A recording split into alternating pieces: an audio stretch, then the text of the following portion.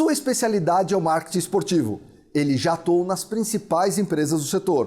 Possui grande experiência em processos complexos de vendas, condução de projetos, acordos de patrocínio e desenvolvimento de negócios. Atualmente é responsável por trazer gestão e muita inovação na divulgação e comunicação do surf na América Latina. O Café com o CEO tem o prazer de receber Ivan Martinho, CEO Latam da World Surf League. Alexandre Velilla, apresentador do Conexões Poderosas no Batalha das Startups, empresário, CEO e investidor de startups. Foi eleito em 2020 Profissional do Ano pela ANEFAC. Ivan, seja muito bem-vindo. Obrigado, Ale. Prazer estar aqui com você no estúdio. Prazer poder falar um pouco sobre a minha carreira, falar sobre surf. E aqui eu sei que só tem gente importante que senta nessa cadeira, vem aqui no Café com o CEO, então eu sei que eu tenho um desafio legal para o dia de hoje, espero que vocês gostem. Não, e um desafio de falar sobre a tua carreira, mas essa carreira super vitoriosa, uma carreira no marketing esportivo. Conta um pouquinho dos seus desafios, os aprendizados que você teve na tua trajetória profissional. Olha, eu comecei a minha carreira trabalhando no negócio do meu pai, na verdade. Minha família tem posto de gasolina e eu comecei a minha carreira trabalhando logo cedo, família portuguesa, né? Pega cedo no batente. Então, logo cedo trabalhando nos postos de gasolina do meu pai, sempre fui bom aluno, esforçado, não era o melhor da classe, mas era sabia combinar ali, ter boas notas e sentar no fundo da classe, sabe isso?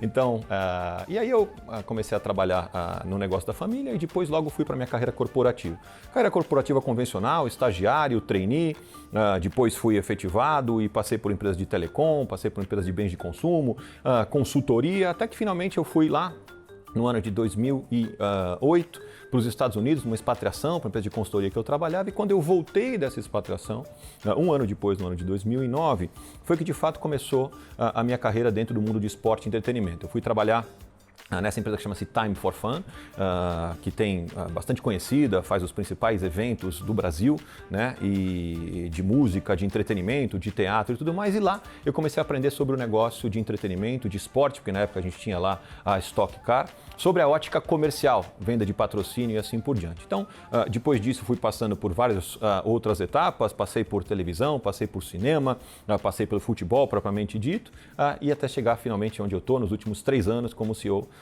da WSL, da World Surf League para a América Latina.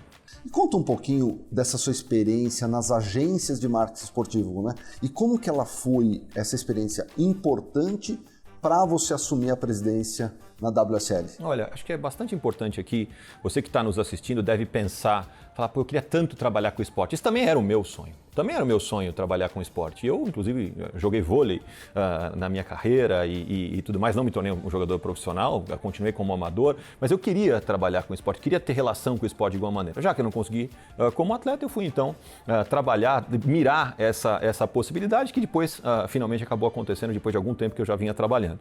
E como que aconteceu essa transição? Aconteceu porque eu me especializei em algo que eu era bom de fazer. Eu aprendi na indústria tradicional, tanto em telecom, como em consultoria, quanto em bem de consumo, aprendi a ser um bom vendedor B2B.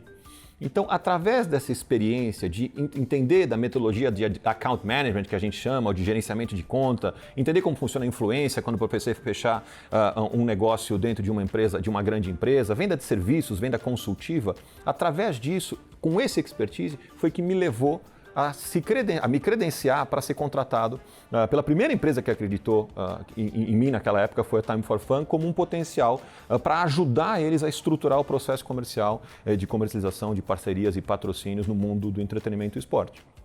A partir disso, então, ou seja, sempre tem muito essa pergunta, eu sou professor de marketing esportivo, e sempre vem essa pergunta, como é que eu faço para entrar na indústria? Né? Será que é só indicação? Não, não é só indicação. Indicação sempre ajuda no mundo inteiro. Para qualquer coisa ajuda indicação, mas você não pode depender só disso. Sim, se você tem um expertise, um skill, uma competência que a gente chama, que é muito forte, muito marcante em você, é muito possível que isso seja válido na indústria do esporte e entretenimento. Por quê? Porque a indústria do esporte e entretenimento, em comparação com outras indústrias, ela é menos madura. Quando a gente compara com a indústria de bens de consumo, a indústria automotiva, a indústria financeira, ela é menos madura do ponto de vista de processo, de governança. Então, sim, essa experiência pode ter valor, e acho que você que está nos ouvindo e tem como eu, ou tinha esse sonho de trabalhar na indústria esportiva, considerar isso. A sua pergunta sobre as agências. As agências, elas são um grande motor de desenvolvimento da indústria de marketing esportivo no Brasil e no mundo, né?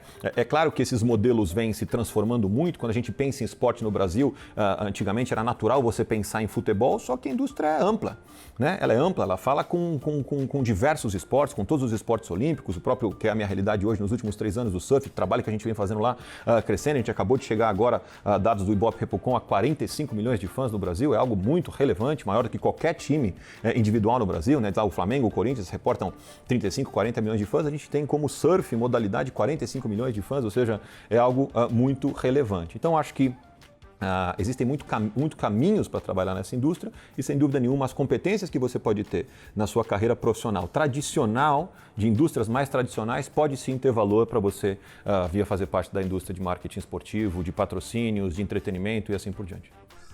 Ivan, antes de a gente falar do surf, a gente vai estar num evento juntos no final desse mês da Stock Car. Conta um pouquinho dessa experiência da Stock Car. Você tem algum caso que você queira compartilhar com o pessoal que nos assiste agora? Olha, eu acho que a Stock Car, quem faz o gerenciamento do Stock Car hoje é um amigo, o Fernando Giulianelli, já não fazem mais parte do grupo da Time for Fun, que eu tive a oportunidade de lá atrás trabalhar, e nesse evento que a gente bolou foi exatamente isso, poder conhecer os bastidores do que está por trás do negócio, por trás do mundo do automobilismo, né? Eu trabalhei com isso lá há muito tempo atrás, né? Mas me chama a atenção até hoje, eu sou um admirador de como eles têm construído essa plataforma. Em um esporte, e como brasileiros todos sabemos, a gente tinha uma referência muito importante do Ayrton Senna, né, que deixou saudades, né, deixou um legado incrível para o automobilismo. Nessa categoria Fórmula 1, que também tem uma referência muito grande, que hoje por acaso não tem nenhum brasileiro, e a Stock Car vem sim ocupando muito esse espaço na cabeça e no coração dos brasileiros, dos fãs, e fazendo um trabalho. Então vai ser muito legal poder conhecer com detalhes os bastidores, eu poder matar a saudade dos meus tempos lá que eu comercializava as propriedades da Stock Car, vai ser muito interessante. Para falar de um caso, eu acho que assim, dentro do mundo do esporte, é importante a gente entender que tem algo que eu aprendi que vale muito, assim, né? Eu quero muito trabalhar com esporte. Tem uma coisa que faz a diferença no esporte, que é o ganhar ou perder. Ganhar ou perder dentro do esporte dá um impacto direto no negócio, né? Então, se você trabalha num clube, o time perdeu no domingo, olha, a sua semana não vai ser boa, sobretudo se for um clássico, né? Se você trabalha numa liga e o atleta que é mais relevante para aquele determinado mercado seu também perdeu, provavelmente a sua semana também tende a não ser boa. Claro que isso é um dia a dia de altos e baixos, mas isso não acontece muito no mercado tradicional, de indústrias mais tradicionais, né? Então, essa coisa semanal que o esporte traz, de ganhar ou perder, ele acaba tendo, porque lembra, quem é o consumidor? O consumidor é um fã. E o que é um fã? O fã é um consumidor apaixonado. E paixão faz a gente fazer loucuras às vezes. Faz a gente colocar os pés pelas mãos, faz a gente ficar com raiva, faz a gente amar, faz a gente consumir muito, mas também pode fazer a gente brigar e não querer consumir mais nada. Então, lidar com o fã é um pouco diferente de lidar com o consumidor tradicional. Então, aprender isso e como você faz para estabelecer um negócio que sim, tenha, como qualquer esporte, o desejo e a missão e a meta de vencer, mas quando não vencer, conseguir estabelecer algo que continue transformando o business, mantendo o business sustentável, é muito importante. É isso que chama a atenção das pessoas para assistir, para consumir, que é o imponderável do esporte, que é de fato o ganhar ou perder. Você falou do caos, né? Acho que agora, recentemente, a gente acabou de entregar a etapa do Oi Rio Pro em Saquarema, que eu e meu time fomos responsáveis, o maior evento de surf de todos os tempos, estou muito feliz com o resultado. Agora, logo antes dessa etapa, aconteceu o evento de El Salvador. E como qualquer esporte de avaliação subjetiva, como é o caso do surf, quando os juízes dão lá as notas, tem gente que concorda e tem gente que discorda. Parte daqueles que discordaram foram às redes sociais externar a sua discordância com as notas que foram dadas para os atletas brasileiros de uma forma não muito simpática. E, como acontece muito também nas redes sociais hoje em dia, de novo, consumidores apaixonados, né, muito nervosos, xingando, ameaçando e assim por diante. Dentro de uma empresa global como a nossa, mas com uma sede em Santa Mônica, na Califórnia, isso criou uma preocupação muito grande para nós, porque começou a se dizer ali, uma conversa dizendo que então os juízes seriam ameaçados, seriam atacados no Rio de Janeiro e assim por diante. A gente começou a monitorar essas conversas com um tom de preocupação, porque isso acontece no futebol, mas nunca tinha acontecido no surf, né? E a partir disso, a gente teve que estabelecer um protocolo de segurança diferente, que graças a Deus não precisou ser utilizado, tudo correu perfeitamente, mas dentro lá do dia a dia, isso de última hora, com uma semana de antecedência, fez a gente mudar completamente e trazer um protocolo de segurança para os juízes, para o staff, mesmo para os atletas estrangeiros, que a gente nunca tinha se preocupado antes no surf. Então veja, olha onde pode estourar uma crise do nada, num ambiente, numa variável completamente incontrolável e que, faltando uma semana para o evento, a gente teve que lidar e criar um outro protocolo de segurança completamente diferente que não precisou ser usado. Ainda bem, não precisou ser usado, mas de fato a gente teve que lidar com isso. Então, contando aqui uma história que é o dia a dia de quem trabalha com o esporte. Fã apaixonado pode ajudar muito, mas também pode trazer esse tipo de preocupação. Perfeito. Pessoal, olha essas duas reflexões que o Ivan traz aqui pra gente. Primeiro, essa jornada com os nossos clientes, os nossos consumidores, de eles não serem apenas promotores da marca, mas eles se transformarem em fãs. E o fã, ele é apaixonado e ele está altamente conectado com a marca e a gente tem que monitorar isso. E segundo, trazendo esse exemplo do esporte, os altos e baixos, ganhar e perder. E para isso precisa de muita resiliência. Olha a dica e as reflexões que o Ivan traz aqui para gente. Ivan, vamos falar da sua gestão, uma gestão brilhante à frente da World Surf League. Conta como isso aconteceu e como que você tem projetado toda a sua gestão atualmente. Obrigado pelo brilhante. Olha, eu trabalhava, minha última ocupação antes de passar a trabalhar na World Surf League, eu trabalhava nos canais Fox, que depois acabou se juntando com os canais Disney, né? Então cuidava lá dos canais de TV por assinatura, Fox, próprio National Geographic e também Fox Sports. Então tenho muita saudade desse tempo, trabalhei muito orgulho, na verdade, muita saudade desse tempo que eu tive a chance de trabalhar. A televisão, como você bem sabe, é um ambiente apaixonante. E tendo trabalhado com isso, eu consegui aprender bastante sobre construção de marca, posicionamento de produto e assim por diante. Quando eu comecei na WSL 3 anos atrás, a gente tinha uma preocupação primordial com o esporte pelo esporte, né? Com um foco contando a história para o fã do surf do esporte. E com uma dependência, então, bastante grande de parceiros comerciais que tivessem interesse em contar a história do esporte. Só que isso tem uma limitação, né? Isso tem uma limitação. A gente estava falando basicamente de surf para quem gosta de surf, já. E sobre surf, e sobre atleta, e sobre performance. Então a gente estava ali concentrado as nossas conversas dentro de performance, vamos dizer assim, que acontece dentro da água. Estudando um pouco mais sobre o esporte, eu entendi que tinha um aspecto muito mais amplo de surf que tinha a ver com o estilo de vida. E o estilo de vida do surf, quem é surfista que está nos assistindo, ou quem tem um amigo, uma amiga, um primo, um tio, sabe bem que quem é surfista tem lá um estilo bastante característico e muito aspiracional. Normalmente são pessoas muito conscientes do ponto de vista de sustentabilidade, são pessoas que sabem curtir a vida, são pessoas que se cuidam, são pessoas que têm conexão com a natureza. Seguras. São pessoas seguras, são pessoas que têm coragem porque enfrentam o mar, são pessoas que têm uma questão de comunidade, normalmente se agrupam muito, combinam de surfar, são pessoas que têm hábitos saudáveis, acordam cedo para ir surfar e assim por diante, se alimentam bem. Ou seja, veja que perfil desejado, né? Que perfil aspiracional, homens, mulheres que têm esse hábito. Tudo isso, eu entendi que existia espaço para a gente contar essas histórias, que iam além do que de fato acontecia dentro do mar, ou se fosse no futebol, dentro das 4 linhas, né? E a partir daí a gente começou a contar essa história nos nossos canais próprios e também através dos canais dos nossos parceiros, falando sobre sustentabilidade, falando sobre igualdade, já que a Liga paga a premiação igual para homens e mulheres, falando sobre lifestyle, que é tudo isso que eu falei agora, e falando também sobre performance. À medida que a gente começou a falar sobre esses temas, a gente começou a ampliar muito o nosso público.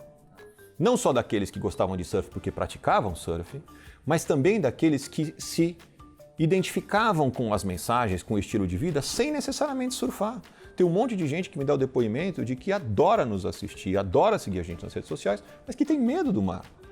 Olha que interessante, eu brinco, né? A Fórmula 1 Você pode amar a Fórmula 1, assistir a sua vida inteira, você nunca vai dirigir um carro de Fórmula 1. Provavelmente 0,0001% da população mundial tem a chance de entrar num cockpit, quanto mais dirigir uma Fórmula 1. E tem uma audiência incrível, porque é um esporte incrível. Mesma coisa, por que não, vale no surf. Então é claro que sim, promover uma modalidade faz com que aumente o número de praticantes, mas o nosso fã, ele pode sim não ser praticante e tem sido assim, essas 45 milhões de pessoas, de brasileiros. Então, a base é muito maior no mundo, mas falar do Brasil, 45 milhões de brasileiros que se declaram fãs de surf, tem um grupo muito maior de gente que não surfa do que os que surfam. Como a gente tem conseguido fazer isso, ampliar essa base? Através desse storytelling, né, dessa narrativa que a gente construiu, disponibilizando o conteúdo e, obviamente, utilizando como protagonistas as nossas estrelas. Surf masculino, surf feminino e, naturalmente, as próximas gerações. Então é desse jeito que a gente vem construindo, é com essa visão que a gente vem construindo o crescimento da Liga. E uma vez que a gente está falando com um número maior de pessoas, mais diverso e de diversas idades e diversas classes sociais e diversas geografias, a gente passou a atrair também marcas que nunca tinham feito surf na vida. Marcas como a própria Corona, Oi, Localiza, Oakberry, Banco do Brasil, e por aí vai. New On, marcas que nunca tinham investido no surf e tinham histórico em investir em outros esportes, passaram a investir no surf, não só na Liga, mas também nos atletas, que é algo primordial para o crescimento sustentável da Liga. Ivan, o mercado, o esporte profissional, ele é muito fascinante e instigante. Eu queria te convidar para assistir com o nosso público lá em casa um vídeo que a nossa produção preparou para contar um pouquinho desse mercado. Acompanhe. O Brasil já passou por algumas situações em que entidades que cuidavam do esporte não aproveitaram os atletas que se destacaram. Aurélio Miguel no judô e Guga no tênis tiveram momentos brilhantes e não houve de forma efetiva uma construção no seu legado. Mas agora, graças a um trabalho exemplar de gestão, Brasil vive seu melhor momento no surf. Dos 7 últimos campeonatos mundiais, tivemos 5 campeões. Hoje temos um mar azul pela frente para continuarmos no topo desse esporte. Ivan, como a gente acabou de ver, é muito fascinante e instigante esse mercado de esporte profissional. Mas a gente começa a refletir também numa relação umbilical das ligas com os esportistas, os profissionais. E a World Surf League é uma liga profissional particular. Privada. Conta um pouquinho dessa história pra gente e como você vê um círculo virtuoso para ter o grande sucesso que o surf tem hoje. Olha, vale a pena contar rapidamente sobre a história. A liga era, antes de chamar WSL, chamava-se ASP, que era a Associação de Surfistas Profissionais. Era uma associação de surfistas que competiam nos eventos proprietários das marcas endêmicas de surf. Então, Billabong, Rip Curl, Quicksilver, que eram os donos dos eventos mundo afora, as principais ondas do mundo, e tinha uma associação de surfistas que dialogava e interagia com essas marcas de surf para poder fazer, então, a participação nessas competições. Lá atrás, no ano de 2013, houve um grupo de pessoas que entenderam que tinham um poder de se transformar isso em uma liga. O negócio criou um tamanho grande de audiência, de complexidade, e passou então através de um roadshow que aconteceu nos Estados Unidos, com um grupo de M&A, trouxeram essa hipótese de transformar isso em uma liga, criando uma relação entre os eventos e as marcas.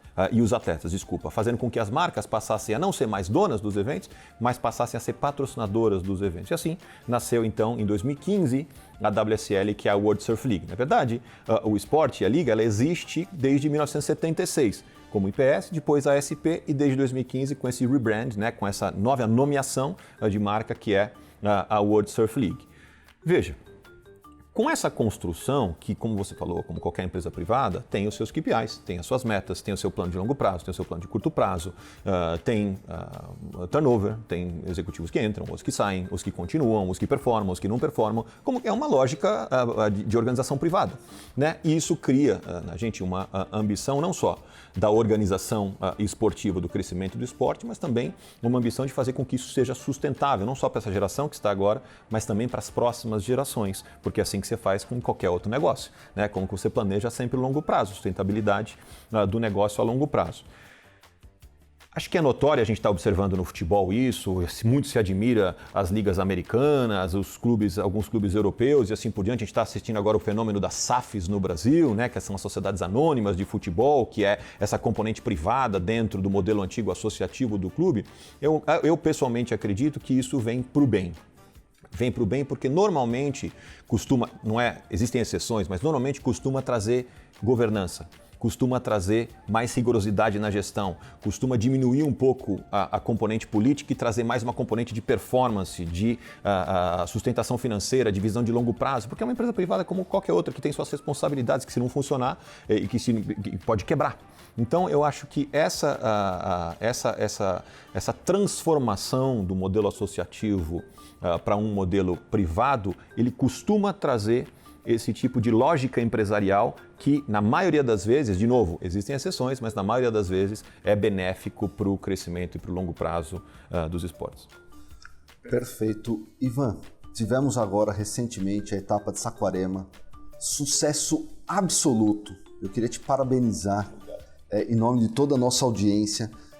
4 brasileiros finalistas. Conta um pouquinho esse sonho ali, foi maravilhoso aquela cena quando a gente viu os 4 juntos. Conta como foi tudo isso.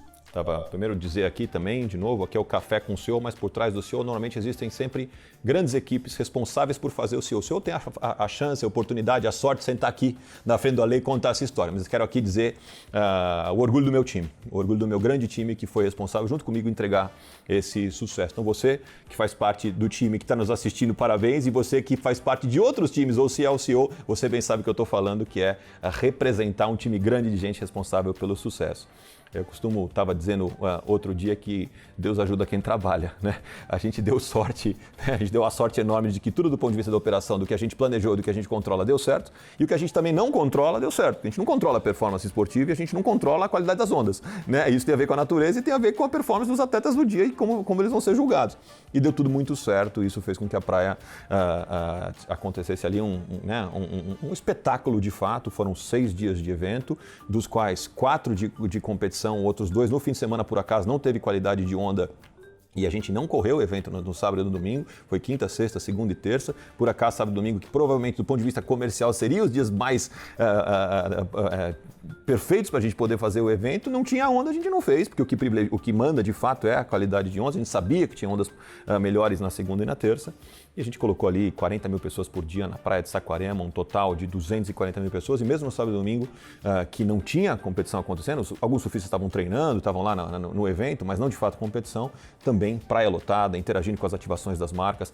Foi um sucesso muito grande, então a gente está muito feliz com o resultado e, óbvio, isso sobe o sarrafo, sobe a barra para a gente continuar melhorando e saber como que a gente melhora ainda mais para 2023. E muito felizes também, felizes porque houve um reconhecimento dos outros eventos que acontecem da World Surf League mundo afora, desse modelo brasileiro que funcionou tão bem e que passa, a partir de agora, a ser exportado também para outras etapas. E é isso que eu queria te perguntar. Como que você tem visto aqui o Brasil sendo representado lá fora e como que você tem sido referência para as próximas etapas? Olha, a gente nessa etapa específica, para falar de um caso prático, a gente trouxe uma série de inovações e uma série de tentativas, né? Uma série de coisas inspiradas em outros esportes, inspirada no mundo dos shows, inspirada em outras coisas que a gente trouxe para testar. E óbvio, tem coisa que dá certo, tem coisa que não dá certo. E o que a gente tem feito, a gente cria um modelo que a gente chama de best practices ou melhores práticas. Isso acontece para todos os eventos da Liga. E a gente sempre, depois que cada evento termina, a gente vai fazer uma avaliação do que funcionou, do que não funcionou e do que funcionou em cada um dos mercados pode ser exportado para outros mercados. Vou dar um exemplo. Na praia de Saquarema, ali em Itaúna, e a própria cidade de Saquarema, quando eles recebem, é uma cidade de 90 mil pessoas. Quando recebe 40 mil pessoas, é uma cidade que você vai ter restaurantes lotados, hotéis lotados e assim por diante. A cidade é lindíssima, praias lindíssimas, um povo hospitaleiro maravilhoso, que obviamente você cria ali um gargalo, muitas vezes, de restaurante, por exemplo. A gente tinha muito esse feedback em edições anteriores. Dessa vez a gente criou um beach gourmet. Então nós criamos ali uma espécie de uma praça de alimentação temática, onde você tinha comidas temáticas das etapas onde o tour passa, então Tahiti, Havaí, por aí vai, e que foi um grande sucesso. A gente nunca tinha feito isso.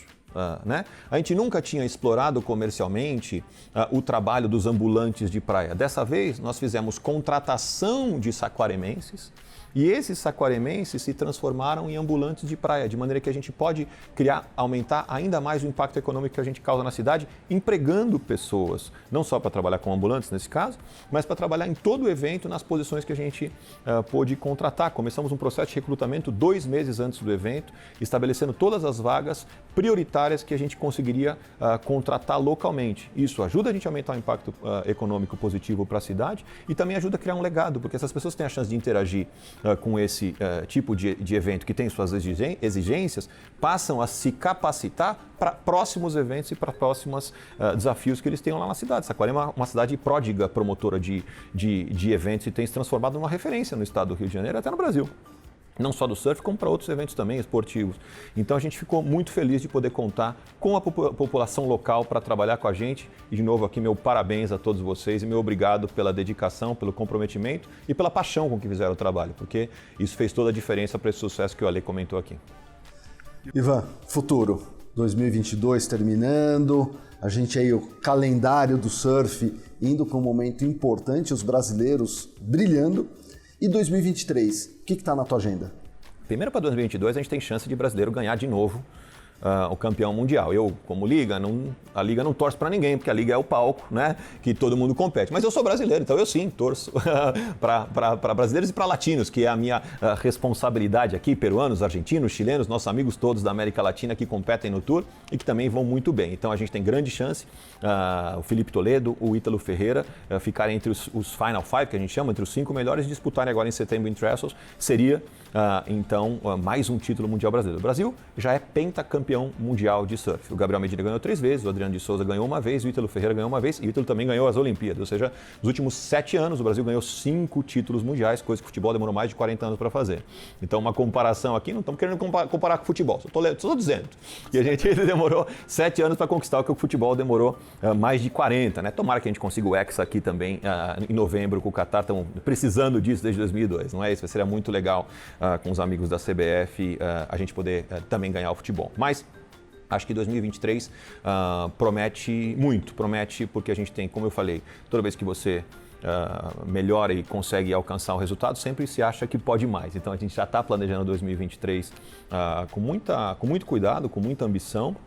Ainda tem bastante coisa para entregar em 2022, ainda tem mais meio ano para a gente entregar em 2022, torcer para que o Brasil conquiste mais um título mundial, que é sempre muito bem-vindo. Esse ano o Felipe Toledo, sigam o Felipe nas redes sociais, é quem está, o Filipinho é quem está liderando o ranking no momento, está nesse momento competindo lá em J-Bay, na África do Sul, depois vamos para o Tahiti e finalmente chegamos em Trestles, na Califórnia, onde somente os 5 melhores homens e 5 melhores mulheres vão competir. Também a Tati Weston Webb está bem classificada no ranking, muito possivelmente vai se classificar entre as 5 melhores. Ela é atual vice-campeã mundial, também participou das Olimpíadas junto com a Silvana Lima, vocês a conhecem. Então a Tati Weston Webb vale a pena também vocês seguirem ela no Instagram e acompanhar a carreira delas. E acho que a gente tem muita coisa para fazer ainda em 2022, mas 2023 é isso, continuar esse trabalho, desenvolvimento do esporte, trabalhar com apoio com as federações, com as confederações,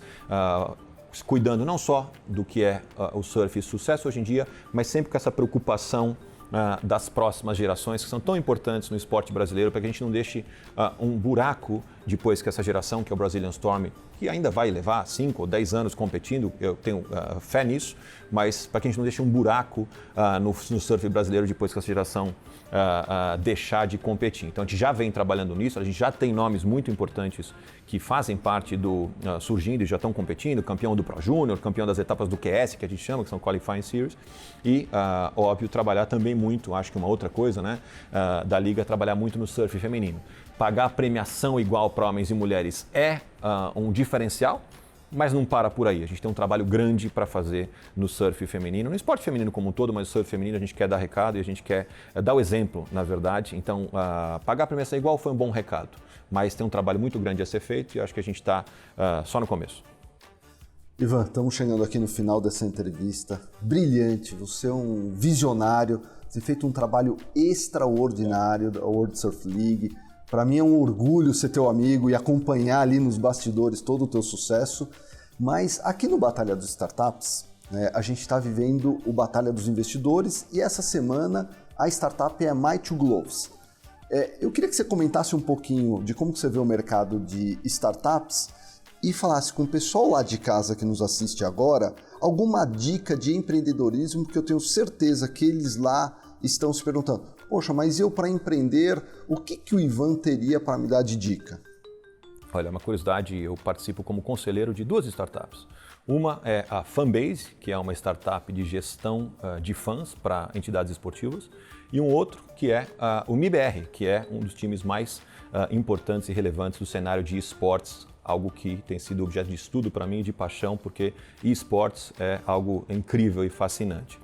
Acho que as startups têm um papel importantíssimo na indústria do esporte hoje em dia, inclusive na indústria do entretenimento, porque primeiro chegam com novas ideias, oxigenam, desafiam modelos antigos, normalmente com mais agilidade e menor custo. E costumam ser também uma porta de entrada mais fácil para aqueles que são apaixonados e que tem, como eu disse lá no começo da minha carreira, esses outros expertise, essas outras competências. Você que entende muito de tecnologia, mas gosta de esporte, sem dúvida nenhuma tem espaço para você nas startups, porque tem muito para fazer no mundo do esporte, seja com interação do fã. Hoje em dia as pessoas assistem esporte com outra tela na mão. Na minha época lá com meu pai, eu assistia esporte, lembra as lutas do Mike Tyson, já que a gente está falando da Two Gloves, as lutas do Mike Tyson e do Lennox Lewis, eu assistia lá com meu pai, sentado na frente da TV, não tinha nada na minha mão. Hoje em dia não existe mais isso, todo mundo que assiste futebol, esporte, surf, está lá com o celular na mão, está lá com o iPad na mão, quer participar, quer engajar.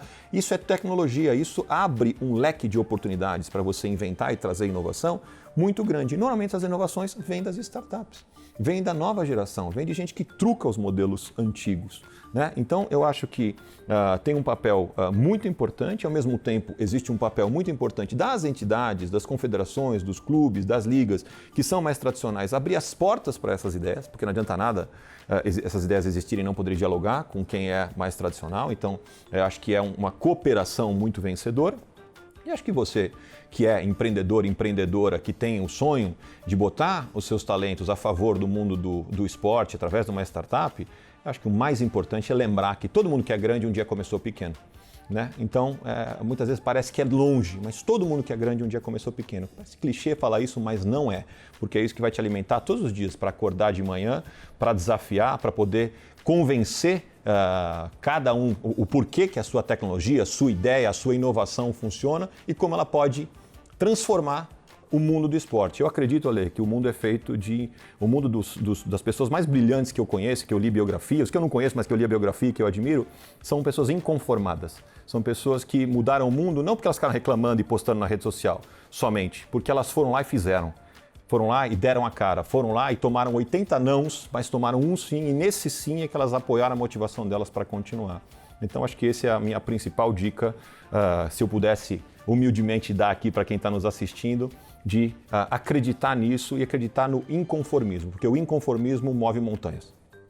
Excelente. Ivan, muito obrigado. Foi uma honra ter aqui essa aula contigo. Obrigado. Eu que te agradeço, Alê. Prazer estar aqui. Admiração recíproca. Parabéns pelo programa, pelo trabalho que você vem fazendo. E a todos aqui do Café com o CEO. Obrigado, prazer estar com vocês.